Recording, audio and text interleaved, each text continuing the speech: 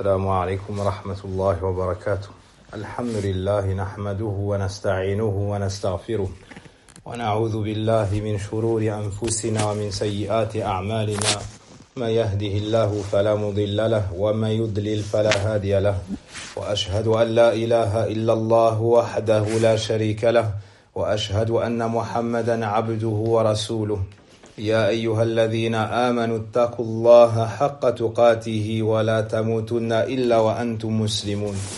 يا أيها الناس اتقوا ربكم الذي خلقكم من نفس واحدة وخلق منها زوجها وبث منهما رجالا كثيرا ونساء واتقوا الله الذي تساءلون به والأرحام إن الله كان عليكم رقيبا.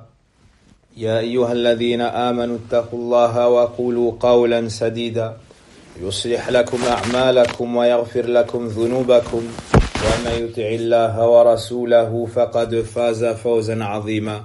أما بعد فإن أصدق الحديث كتاب الله جل وعلا وخير الهدي هدي محمد صلى الله عليه وسلم وشر الأمور محدثاتها وكل محدثة بدعة وكل بدعة ضلالة وكل ضلالة في النار. إخواني الكرام، نحمد الله سبحانه وتعالى أكرم الأكرمين ورب العالمين الذي وفقنا حتى أدركنا شهر رمضان. Mes très chers frères, nous louons Allah subhanahu wa ta'ala et nous lui témoignons notre reconnaissance. Cela car il nous a gardés en vie et nous a permis d'entrer dans ce noble mois béni, le meilleur des mois de l'année, le mois de Ramadan, ce mois au cours duquel le Coran a été révélé, ce mois au cours duquel le Coran a été révélé, ce noble livre qui contient la guidée, la réussite, le bonheur et la félicité, tant dans ce bas monde que dans l'au-delà. شهر رمضان الذي أنزل فيه القرآن هدى للناس وبينات. Aussi, dans ce mois, ou à l'entrée de ce mois, il convient de se donner quelques recommandations. La première est de remercier Allah subhanahu wa ta'ala, celui par la grâce duquel nous avons pu atteindre ce noble mois. Wa amma bi ni'mati rabbika fahaddith. Quant au bienfait de ton Seigneur, proclame-le. Falhamdulillahi hamdan kathiran tayyiban mubarakan fih. Et que d'âmes, de femmes, de personnes âgées, mais également d'enfants, n'ont pas pu atteindre le mois de Ramadan. Ils étaient, il y a peu, sur la terre, et les voici désormais dans les cimetières. Donc si toi, Allah Azza wa Jal, t'a maintenu, t'a préservé, si toi, Allah subhanahu wa ta'ala t'a prêté vie, tu dois témoigner ta reconnaissance. Tu dois être un serviteur reconnaissant. I'malu ala Daouda shukra wa qalilun min ibadi ash-shakur. Agissez-vous, les suiveurs de Daoud ou la famille de Daoud, avec reconnaissance. Et peu parmi mes serviteurs sont reconnaissants. Voici le premier point. Le deuxième point, al-farahu shadid bi-idraki shahr Ramadan. On doit fortement se réjouir d'être dans le mois de Ramadan. Allah nous dit dans son noble livre, Qul bi fadlillahi wa bi rahmatihi fabidhalika falyafrahu huwa khayrun mimma yajma'un. Dit par la grâce d'Allah et son bienfait, ou bien par la grâce d'Allah et sa miséricorde, de cela qu'ils se réjouissent, c'est bien meilleur que tout ce qu'ils peuvent amasser. C'est-à-dire dit, de par l'islam et la révélation du Coran, de cela qu'ils se réjouissent. Et parmi la révélation du Coran, ce grand pilier de l'islam qui est le jeûne du mois de Ramadan, qui a lieu dans ce noble mois. Donc on doit se réjouir, car pour cela nous avons été créés. Pour cela Allah nous a fait exister. وَمَا خَلَقْتُ الْجِنَّ وَالْإِنسَ إِلَّا لِيَعْبُدُونَ.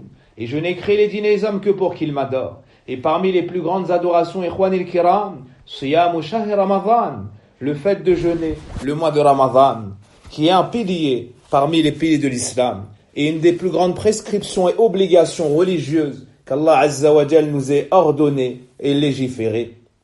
Et pouvoir adorer Allah Azza wa Jal, c'est pouvoir faire ce pourquoi nous avons été créés. C'est pour cela que nous nous réjouissons de cela, qu'Allah Azza wa Jal nous ait aplani cette occasion, cette adoration. La troisième recommandation est tafaqquh fi ahkam as-siyam wal qiyam. La troisième recommandation, c'est ou est de s'instruire, de se cultiver et d'étudier les règles relatives au jeûne du mois de Ramadan et à tout ce qui lui est relatif, comme les prières de nuit, comme les annulatifs du jeûne et ce qu'il est bon de faire durant ces journées et ces nuits. فَفِي ذَلِكَ وَفِي ذَلِكَ فَلْيَتَنَافَسِ الْمُتَنَافِسُونَ. C'est dans cela qu'on doit s'entraider, c'est dans cela qu'on doit se concurrencer. Ajoutez à cela الحرص الشديد على فعل الخيرات وترك المنكرات. Une haute détermination, une grande rigueur et ferveur quant à l'adoration d'Allah Azza wa Jal, en se rapprochant de lui par les bonnes œuvres. En premier lieu, les actes obligatoires et par la suite les actes recommandés. Tout comme il nous faut avoir beaucoup de détermination quant au délaissement de sa désobéissance et du péché. La recommandation suivante est dua, le fait de demander à Allah Azza wa Jal. Car même si tu es en vie, même si tu es dans ce mois béni, tu ne pourras jamais te rapprocher de ton Seigneur en faisant un pas ou en délaissant un pas, si ce n'est s'il t'aide et t'accorde aide et assistance. Donc la clé de la réussite, c'est ad-du'a. Et Allah te dit dans son noble livre, وَقَالَ رَبُّكُمُ دُعُونِي أَسْتَجِبْ لَكُمْ. Et votre Seigneur dit, invoquez-moi, je vous exaucerai. Invoquez-moi, je vous exaucerai. Donc, après avoir loué Allah Azza wa Jal, après t'être réjoui d'être vivant dans ce mois de Ramadan, après avoir appris comment parfaire ton jeûne et l'adoration dans le mois de Ramadan, tu demandes à Allah Azza wa Jal l'aide et l'assistance. Aussi, tu te rapproches de lui par les bonnes œuvres et le délaissement des péchés. La recommandation suivante, c'est le fait de te faire un programme. Le fait de te faire un programme afin de ne pas perdre ton temps, afin d'organiser convenablement tes jours et tes nuits. Car celui qui ne fait pas cela arrivera au jour des regrets. Arrivera au jour des regrets. Il verra que les jours et les nuits de Ramadan se sont écoulés et qu'il n'a pas grandement pris ses provisions pour la demeure de l'éternité. Et c'est Allah subhanahu wa ta'ala qu'on demande aide et assistance afin de réussir ce mois, afin de nous rapprocher de lui et de concrétiser ce pourquoi il a été légiféré. Allah nous dit dans son noble livre, Ya ayyuhalladhina amanu kutiba alaykumus siyamu kama kutiba ala alladhina min qablikum la'allakum tattaqun. La'allakum tattaqun. Ô vous qui avez cru, il vous a été enjoint, ordonné, légiféré le jeûne, tout comme il a été prescrit aux générations passées. Ainsi atteindrez-vous la piété. Donc la grande sagesse, le grand secret du jeûne du mois de Ramadan est de devenir pieux. Ceci étant dit, sachez mes très chers frères, que parmi les plus grands chapitres de la piété, parmi les meilleures formes de piété, ce qui est aimé auprès de la seule divinité digne d'être adorée, Allah le Seigneur des mondes, ce qui a été entrepris, appliqué, transmis et enseigné par le meilleur des prophètes et messagers, Mohammed sallallahu alayhi wa sallam, il y a les nobles caractères et le bon comportement. Et ce mois, le mois de Ramadan, est un mois d'école, d'études, de réformes, est un mois de concurrence. Et parmi ce que nous enseigne ce noble mois, parmi les grandes provisions à prendre dans ce noble mois, parmi les grandes graines à planter et les grands fruits à récolter, il y a le bon comportement. Et la corrélation est évidente entre la piété et le bon comportement, tout comme elle l'est. Donc le lien entre le bon comportement et le mois de Ramadan. Et il nous suffit de nous rappeler la parole du prophète alayhi salatu wassalam. Lorsqu'il nous dit, si nous sommes en état de jeûne, et qu'une personne nous insulte ou tente de nous nuire, qu'on lui réponde, inni sa'im, inni mru'un sa'im, je suis en état de jeûne. C'est-à-dire que ce jeûne-là me pousse à la piété. Et parmi la piété de mon jeûne, le fait de préserver mon comportement, le fait de ne pas entacher, de ne pas souiller, de ne pas corrompre et perturber mon noble comportement. Quel meilleur moment que les jours du mois de Ramadan pour s'enjoindre mutuellement la réforme de nos comportements. Voici le thème choisi. Voici le sujet qui sera lu et étudié, insha'Allah ta'ala. Et pour ce faire, un très grand livre d'un très grand auteur, Amirul Mu'minin fil Hadith, l'imam Muhammad ibn Ismail al-Bukhari, rahimahullah ta'ala, qui est né en l'an 194 après l'Hégire et décédé en l'an 256 après l'Hégire. C'est un grand savant, c'est un grand imam, qui a le livre le plus célèbre après Al-Qur'an al-Azim, Sahih al-Bukhari, le livre le plus authentique après le Qur'an. Et pour parfaire ses caractères, quelle meilleure source que la parole d'Allah Azza wa Jal, que la parole du prophète sallallahu alayhi wa sallam. Et ce grand imam, l'imam al-Bukhari, rahimahullah ta'ala, en dehors de Sahih al-Bukhari, a écrit un livre qui s'intitule Al-Adab al-Mufrad. Donc c'est un recueil de ahadith et de récits relatifs au noble caractère et au bon comportement. Et on l'a appelé Al-Adab al-Mufrad, cela car il a été distingué et séparé sans en faire partie de son livre, Sahih al-Bukhari. Et il a ajouté des ahadiths qu'il n'avait pas mentionnés dans Kitab al-Adab de Sahih al-Bukhari. Et il a ajouté des athars. Et il a hautement embelli et magnifié ce livre, rahmatullahi alayhi. Alors celui qui souhaite embellir ses caractères, celui qui souhaite se parer du meilleur vêtement au sujet duquel Allah nous dit dans le Coran, وَلِبَاسُ التَّقْوَى ذَلِكَ خَيْرٌ, et le vêtement de la piété, voici ce qu'il y a de meilleur. Et parmi ces vêtements, il y a le bon comportement. Voici donc le livre.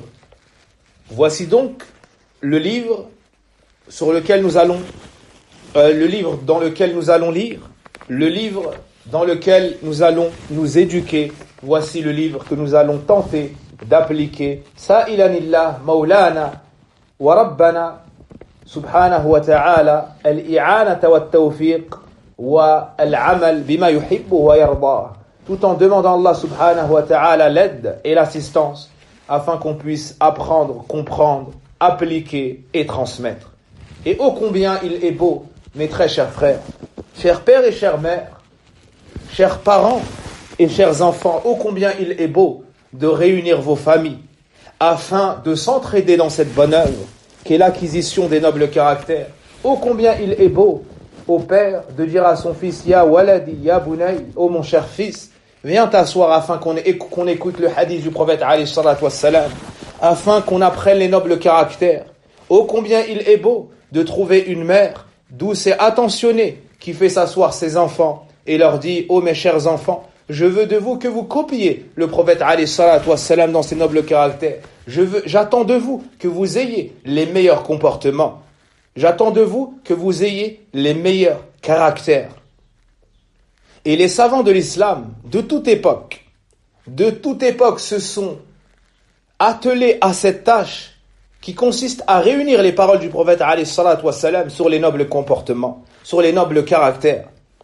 Tantôt, ils réunissent les bienséances et les nobles comportements à adopter lors du repas, tantôt lors du voyage, tantôt lors de l'étude de la science, tantôt lors des assises, tantôt lors de la salutation. Et il nous incombe à nous, leurs successeurs, de puiser les nobles caractères dans ses livres, dans la sunna du noble messager, sallallahu alayhi wa sallam. Et parmi les choses qui nous montrent l'importance de ce sujet, c'est que le bon comportement, c'est ton titre. Le bon comportement, c'est ta valeur, c'est ce que tu es, ce que tu représentes, ce qu'on voit de toi, ce que tu donnes. Les bons comportements sont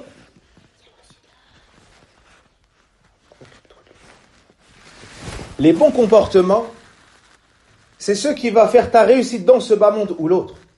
Les bons comportements, c'est ce qui va te donner accès au cœur des autres ou non. Les bons comportements, c'est ce qui va t'élever ou non. Et sache que les comportements sont nobles, mais très divers et multiples. Et le meilleur des bons comportements est le comportement envers Allah. Puis envers le messager d'Allah, sallallahu alayhi wa sallam. Puis les plus proches et les autres. Le bon comportement envers Allah, azza wa jal, c'est de le connaître. De l'aimer, de l'adorer seul d'un culte sincère. De chercher à se rapprocher de lui de jour comme de nuit. D'avoir de la pudeur face à lui. De s'éloigner de sa désobéissance et de chercher à l'adorer, se rapprocher de lui. Le craindre et sentir sa surveillance en public comme en privé. S'éloigner de sa désobéissance. Avoir toujours une bonne opinion de lui. Rechercher son agrément. Agréer et accepter son décret et sa prédestination. Le bon comportement envers le messager d'Allah sallallahu alayhi wa sallam. Avoir comme croyance ferme que c'est le serviteur d'Allah et son messager. Que c'est le meilleur des hommes. Il a été envoyé en tant qu'avertisseur annonciateur. Tu dois reconnaître que c'est le seul chemin qui mène au Seigneur et à la demeure de la félicité. Tu dois obéir à ses ordres, t'éloigner de sa désobéissance, croire en ses dires et veiller n'adorer qu'Allah, et cela qu'en conformité avec ses enseignements, sallallahu alayhi wa sallam, et ne jamais outrepasser ce qu'il nous a enseigné et dispensé comme leçon et enseignement. Le comportement envers les gens, enfin, c'est accorder à chacun son droit et t'acquitter envers eux de tes devoirs. Et cela en commençant par les plus proches. Et l'imam al-Bukhari, rahimahullah ta'ala, dans ce livre, nous a clairement adressé un message en commençant par un chapitre sur la bienfaisance envers les parents. En commençant par un chapitre sur la bienfaisance envers les parents. Lorsque l'imam al-Bukhari, rahimahullah ta'ala, commence son livre, Al-Adab al-Mufrad, lorsque l'imam al-Bukhari, rahimahullah ta'ala, commence son livre ou son enseignement par un chapitre sur les parents, quel est le message qu'il nous adresse? Quel est le message qu'il souhaite nous adresser? Le message, mes très chers frères, est très clair. Le message est que les gens les plus en droit à tes nobles caractères et à ton bon comportement sont tes parents. Car ce sont eux qui t'ont mis au monde. Car ce sont eux qui t'ont enfanté. Car ce sont eux qui se sont fatigués pour toi. Car ce sont eux qui t'ont aimé avant même ta venue au monde. Ce sont eux qui ont veillé. Ce sont eux qui ont donné leur vie pour que tu vives. Qui travaillent pour t'élever, pour t'éduquer et te nourrir. Ce sont donc les gens les plus en droit à ton bon comportement. Ce sont les gens les plus en droit à ta bienfaisance, à ta douceur et à tes biens. Et celui qui n'a pas de bon comportement envers ses parents, c'est comme s'il n'avait pas de bon comportement. Et beaucoup demandent et s'interrogent, comment se fait-il que certaines personnes adressent leur douceur, leur sagesse, leur bienfaisance à leurs amis, mais qu'ils peinent à faire de même, à défaut d'en faire plus, envers leurs parents? Les savants nous disent que la réponse est, premièrement, le manque de sincérité. Et deuxièmement, ils savent pertinemment que s'ils se comportent mal envers leurs amis, ils seront délaissés, boycottés et abandonnés.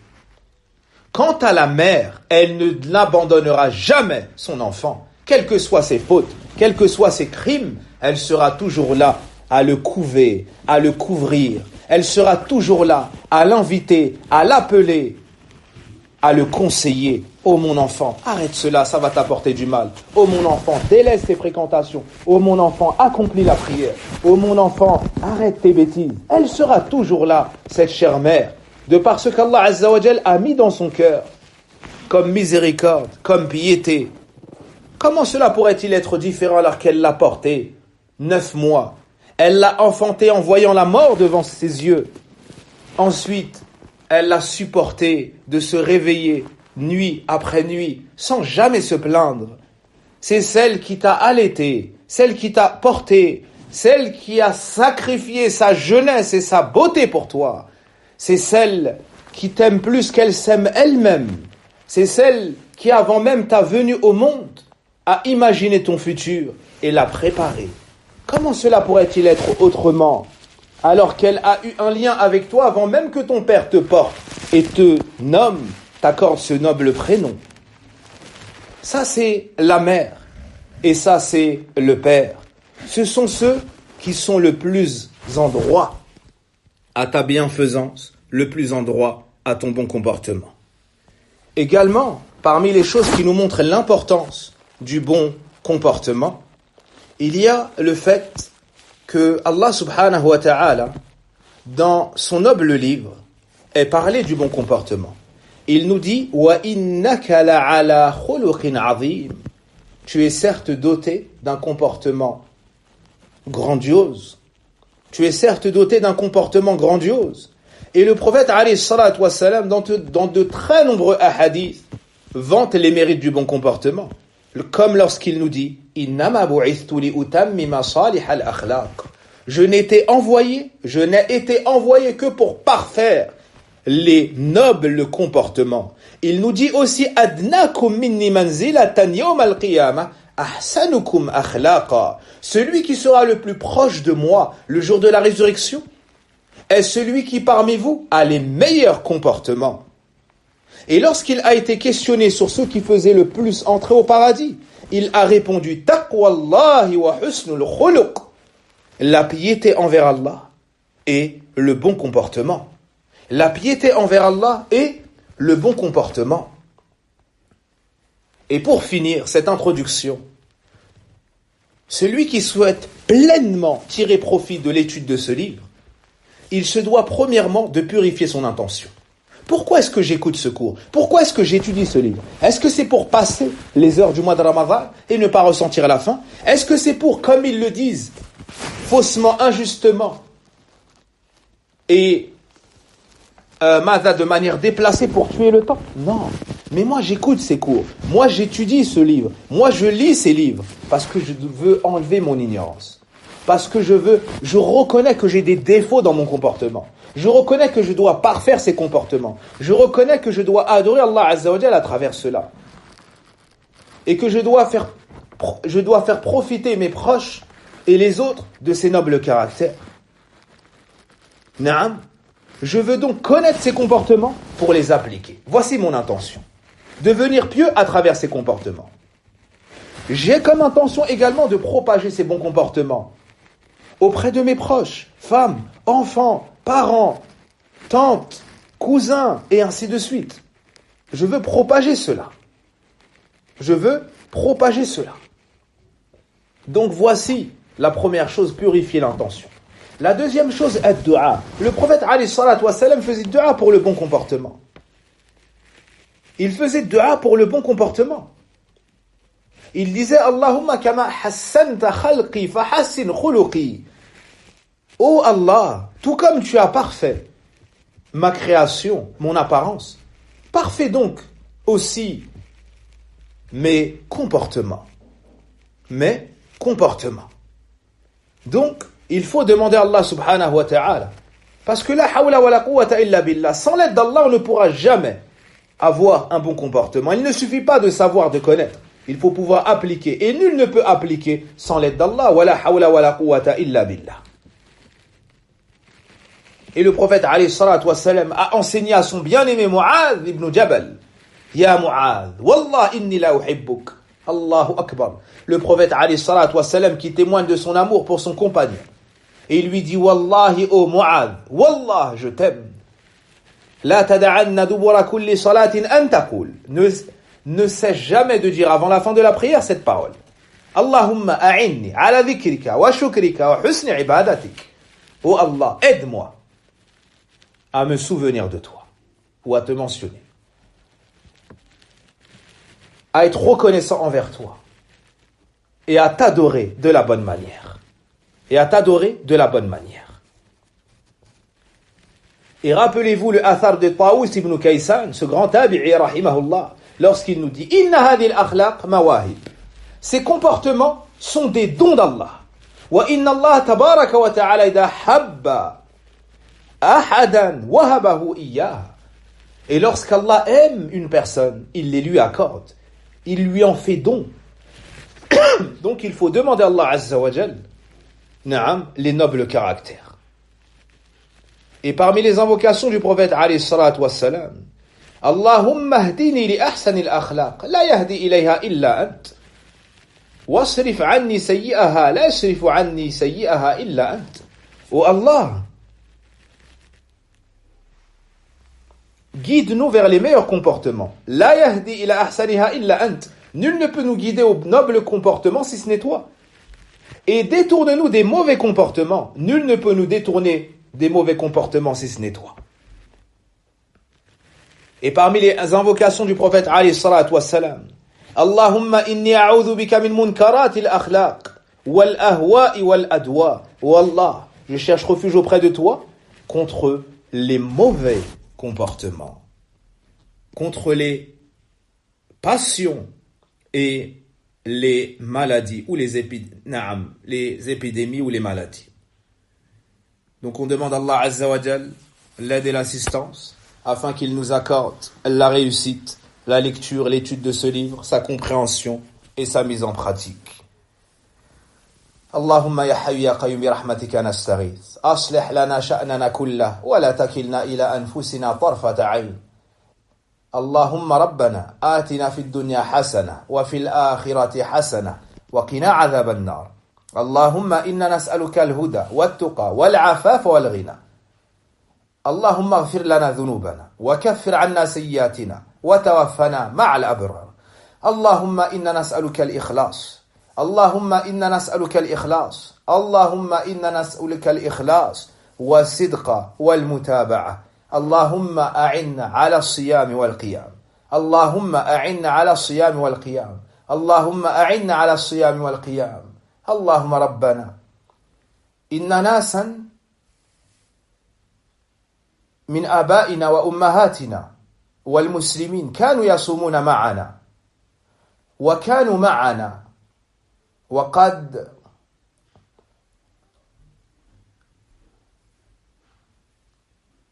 ماتوا وهم الآن بأمس الحاجة إلى دعائنا فإن نتوسل إليك بحبك وحب نبيك وحب صيام شهر رمضان وحب العلم بأن تعفو عنهم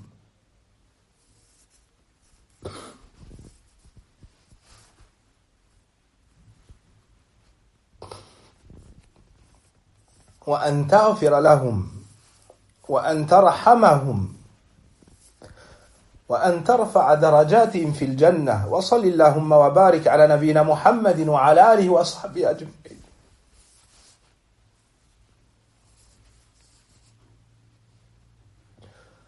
سبحانك اللهم وبحمدك أشهد أن لا إله إلا أنت استغفرك وأتوب إليك والسلام عليكم ورحمة الله وبركاته